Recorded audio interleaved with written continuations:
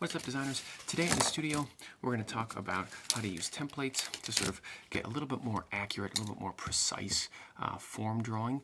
So grab the two green isometric templates that you've got in your kit. You also may find having a soft pencil and a hard pencil plus your brick eraser is going to be a little handy. I'm going to be working with my 4B pencil. That way you guys can really see what's going on. Now, there are plenty of times where just sort of freehanding your isometric forms or your geometric solids will work just fine. For example, if I lay in my sort of free-handed ovals here and bring those together, I'll be able to sort of pretty convincingly reproduce something like a cylinder, and for what you're working on, that may be just fine. But what if what you're working on requires more precision, right? Like, ugh, look at this wonky oval, and like my line's just no good, way too many lines. Well, enter the world of templates, right? Now, the templates that I've provided for you in your art kit will limit some of the types of shapes you're able to draw. Set the circle templates aside for a minute and take a look at your oval templates. You have a couple different kinds of measuring. You have the diameter of your ellipses, everywhere from an inch and an eighth to an inch and a half. We're going to use both of those for our first cylinder drawing experiment. You also have different degrees, depending on maybe how your cylinder is facing, how much of that open ellipse you're going to see, right? As you sort of increase or decrease the angle, you'll see more or less of that disc. Circles and ovals, after all, are really just kind of the same, right? They're just kind of rotating away from you in space. So if you kind of think about that circle turning into an ellipse as it sort of rotates towards you or away from you in space, that's why these angles exist. We're not going to use them for the super precise version, but if you were making highly precise technical drawings, you would have to pay very close attention to your angles so that you can get everything pitched correctly. Now you can use the edge of your straight edge to make these lines. I'm going to use my clear straight edge because it's just a little bit heavier duty. It sort of feels better in my hands. And I'm going to start with a very light diagonal line. This line is going to be the reference point by which I sort of make all the rest of my markings.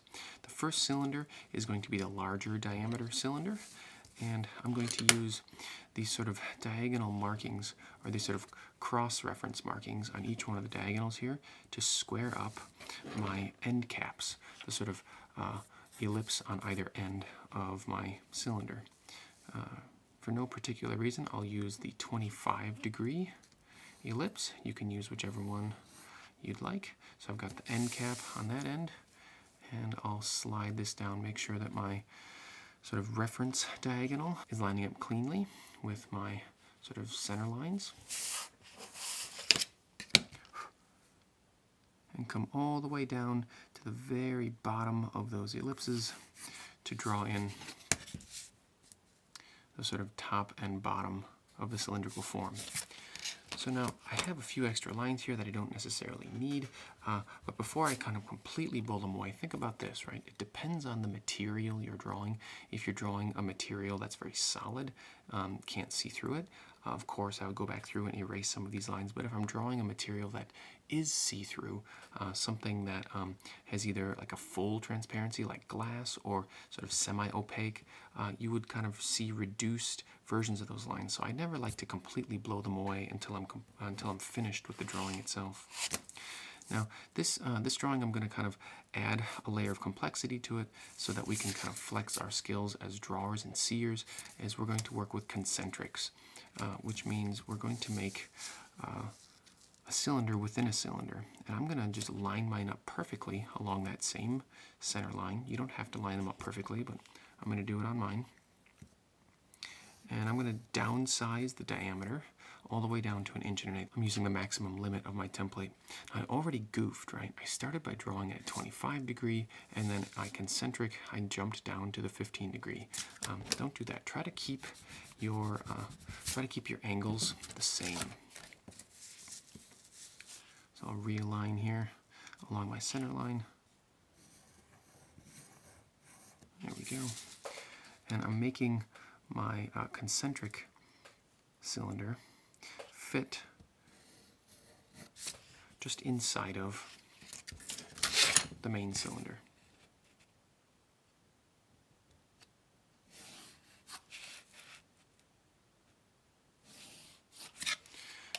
obviously. I wouldn't see a whole lot of those lines, but I'm hanging on to them for now because in a second here, I'm going to make a cut to sort of add the final little bit of complexity to this. I want to sort of lay in some diagonal cuts here to reveal a center section of this inner cylinder.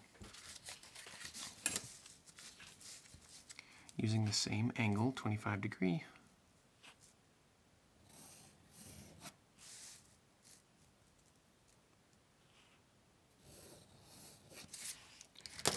I'm now going to end up revealing a section of that cylinder. Now, I have a whole lot of lines here. I could do a few things. I could work back in and erase, and I'll probably do some of that, but I may also just go in and darken specific lines as well. That technique sort of releases me from having to erase everything so precisely. I might start with an eraser just to sort of lighten up some of the lines that I know that I'm not going to see.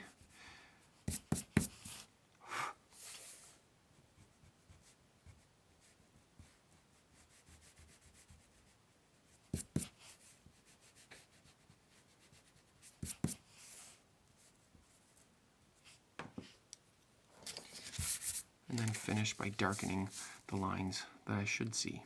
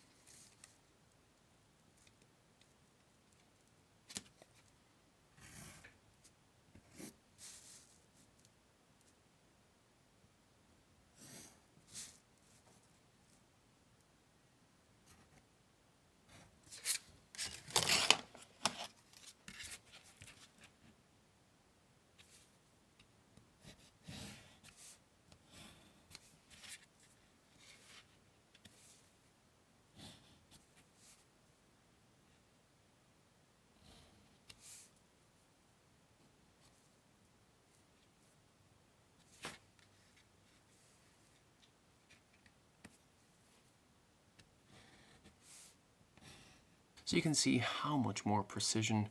Now, there are a lot of times when you won't need this level of precision in your drawings. In fact, when we start working with value, this level of precision will start to work against you. But you can pretty clearly see the difference between a hand-rendered and sort of this template-rendered design. This would be a great way to start building out more complex forms, especially forms that sort of live within each other. Let's do one more, and we'll make use of our circle template for this one. We're going to work with not just the perfection of circles, but concentrics in circles, so sphere within a sphere. To work with spheres, we're a little bit limited because there are only a couple of diameters that match over. Our 1 1/8 inch circles all the way up to 1 1/2. So let's start with a 1 1/2 inch circle. I need to identify where my 1 1/2 inch circle is on the template, and that's the one I'll work with. I'm going to start by drawing light lines, and I'll also start by marking off the XY axis on the template here. This is just going to help me with alignment purposes.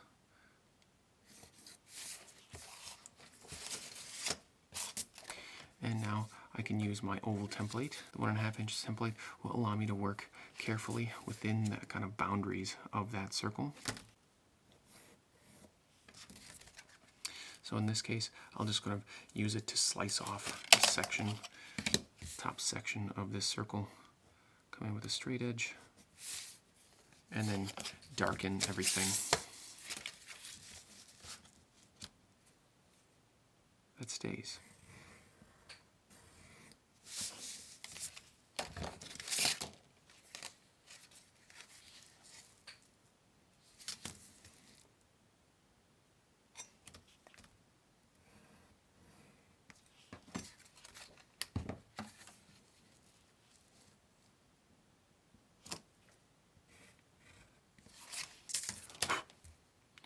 And for the purposes of our demonstration, I'll just lay in a quick bit of shading, because I'm not going to erase the lines here. That would be how to use the circle template to do some sort of quick renderings. But what about concentric inside of that same kind of circle? Let's try one final design here, making sure I stick with my 1.5 inch circle. I'm going to go very lightly with my 4B pencil.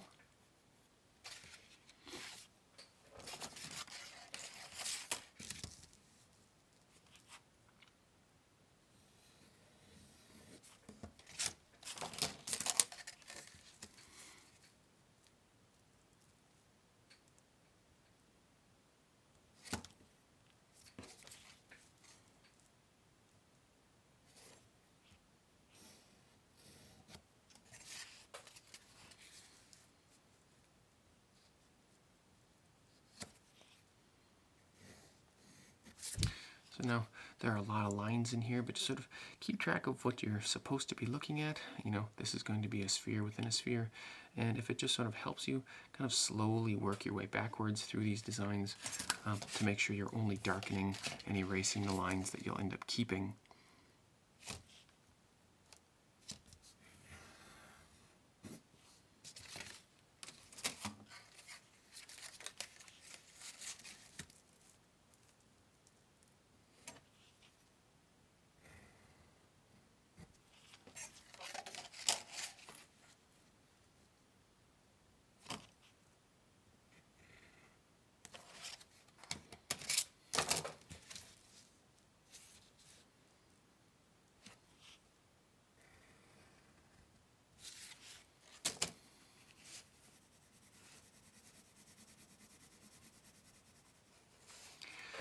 So at the end of this drawing session, what I'm looking for you guys to do is fill a page with your template drawings and make sure that as you're rendering them out, you're using concentrics as sort of a guide. Concentrics being a form within a form. I'll catch up with you guys in the studio.